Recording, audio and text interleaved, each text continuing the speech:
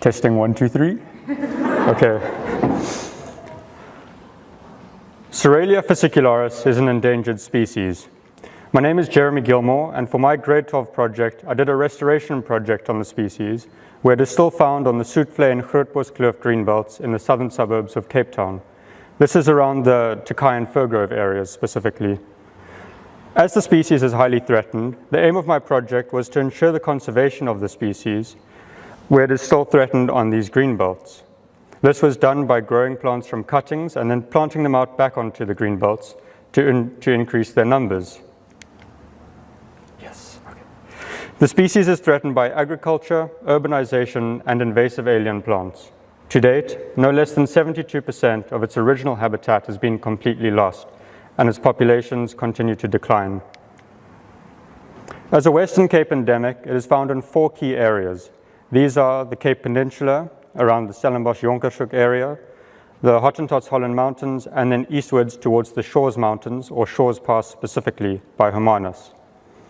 In Cape Town, it is found on the Psoralea and Grootboschkloof greenbelts, as I mentioned, as well as Lower Tokai Park and even Constantiaberg, just a few hundred meters west of the iconic Elephant's Eye Cave. According to Casabio, and everyone else, but I just needed a trustworthy source there, the genus or generic name Psoralea is Greek. This comes from the word Psoraleos, meaning warty.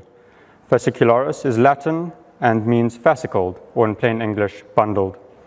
Of course, I'm putting all my faith in that, as my Greek and Latin is a bit rusty. Never mind my Afrikaans. When I first decided to do my grade 12 project on Psoralea fascicularis, the details of what I was going to do exactly were rather unclear, to say the least. Nevertheless, I eventually settled on a restoration project of sorts, as you can see. The aim was to propagate or grow cuttings and plant them out along the greenbelts again. So I got in contact with Marianne Alexander, the warden of the Grootboschkloof greenbelts, who helped me get in contact with Dr. Caitlin van Witt from the Fynbos Life Cape Flats Fynbos Nursery. Before I knew it, I was collecting the cutting material for propagation and with Caitlin on the Grootboschkloof greenbelts on the existing populations that were still there. This I took home in plastic bags with a little bit of water where they slept in the fridge overnight in order to keep fresh, just as Caitlin had suggested.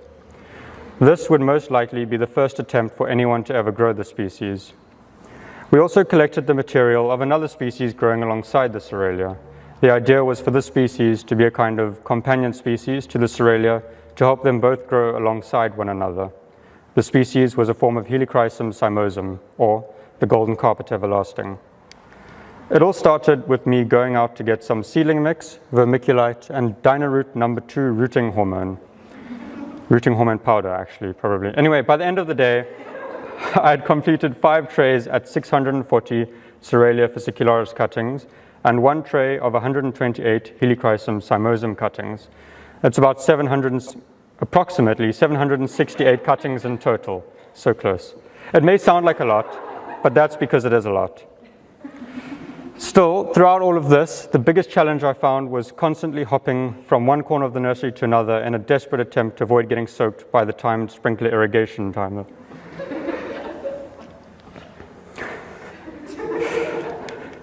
It was not long after that until the cuttings had already begun to root. In fact, it was only a few weeks at that, maybe 2 or 3 tops. There were many different ways that the cuttings grew when I'd planted them. Some resprouted from below the soil surface.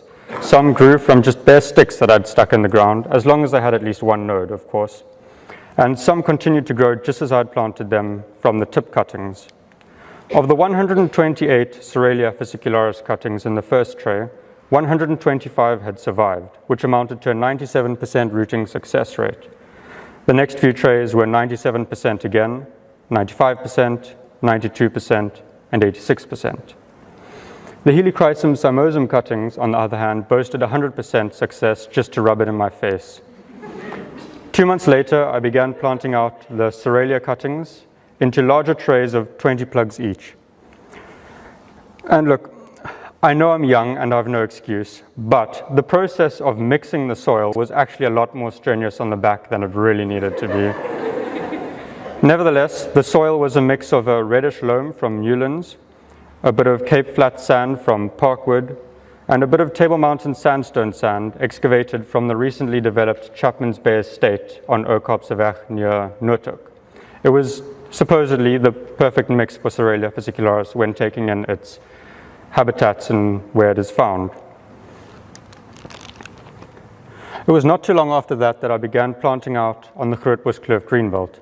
There I met up with Caitlin and Marianne, where I planted just under half of my cuttings in the Grootboschkloof Fountainbush circle. More cuttings were planted in 4 other spots up the greenbelt, with more to come in the following weeks. I used water from the river to water them, and dead branches to protect them by placing them on top and covering them a bit, but not smothering them. I also spoke to Professor Tony Rebello about using some cuttings for Lower Tokai Park. While planting, I went on to do some more research. Psoralea fascicularis was recorded on Bergfleet Farm in 1915 by Dr. William Frederick Purcell. So, to put Purcell's Bergfleet Farm into the perspective of the current populations on the surrounding greenbelts, I created a digital map of the farm using the printed physical copy sourced from the Journal of South African Botany in 1981.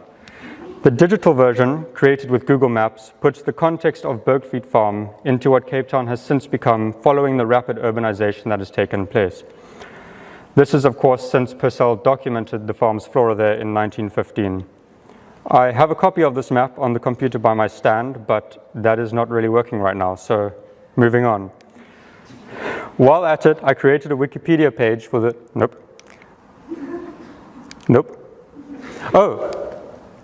Purcell specimen from 1915. Wait, did I skip a bit? No, I can go back. I then visited the Compton Herbarium at the Kirstenbosch Research Center, where I met Peter Winter, who led me around the herbarium. In the historical records, we found 3 specimens that I photographed. One of these was Purcell's, collected in October of 1915 on Bergfleet Farm, near the rose garden in clay by water. Narrows it down a lot. Anyway, while at it, I created the Wikipedia page for the species too, for one reason and one reason only, just because. The page is a short 600-word piece made up of about 7 or 8 subsections. It highlights all of the most important aspects of the species. I went on to visit the Die Oog wetland and bird sanctuary, which would have been a part of Bergfleet Farm before urbanization took place. I also visited Dresdar Farm. However, I will admit that not everything went so smoothly in this project. For instance, at one time I found a very old drawing of Psoralea tenuifolia posted on some obscure website. Since it was without a citation, I thought reasonably, it could be referring to fascicularis. On the site, it gave the name of the book in which the drawing came from. So, after thoroughly searching the internet for a good long while, I finally found the book and clicked through all 200 pages of it, page by page. Very time-consuming and rather patience-testing, if you ask me, and I do know this. Bear in mind here that each page takes about 10 seconds to load. So, long story short, only at the end did I realize it was the wrong book. So what did I do? Well, I found the right one. I paged through all the pages again, only to discover that the plant was not referring to fascicularis. This is believed to be the first time that Psoralea fascicularis has ever been propagated. Historically, not much information has been recorded about the species, its pollinators, attempts to introduce it into cultivation, etc. In fact, it has been rather difficult to dig up most information regarding the species, even with the internet readily at hand. In the process of gathering this much-needed information, the research that I've come across has taught me a great deal about the species and even helped me in understanding various issues when applying thought to the conservation of other species too. My journey has connected me to many people with similar interests and goals, whether they be professionals or just share these common goals or views. I would like to give a special thanks to my external mentor, Dr. Caitlin van Witt from the Fynbos Life Cape Flats Fynbos Nursery for lending me the growing facilities there and guiding me along the way, as well as Marianne Alexander, Warden of the Grootboschkloof Greenbelt, for helping me get in touch with Caitlin and really kickstart this project. My internal mentor, Mr. Stodel, for guiding me along the way, Professor Tony Rebello from the South African National Biodiversity Institute, or SANBI, for helping me with various related information regarding the species and checking up on my project write-up. Dr. Anthony McGee from the Deputy Director and Curator of the Compton Herbarium at the Kirstenbosch Research Center for allowing me to view their specimens in person, and Peter Winter for helping me find the specimens and showing me around the herbarium.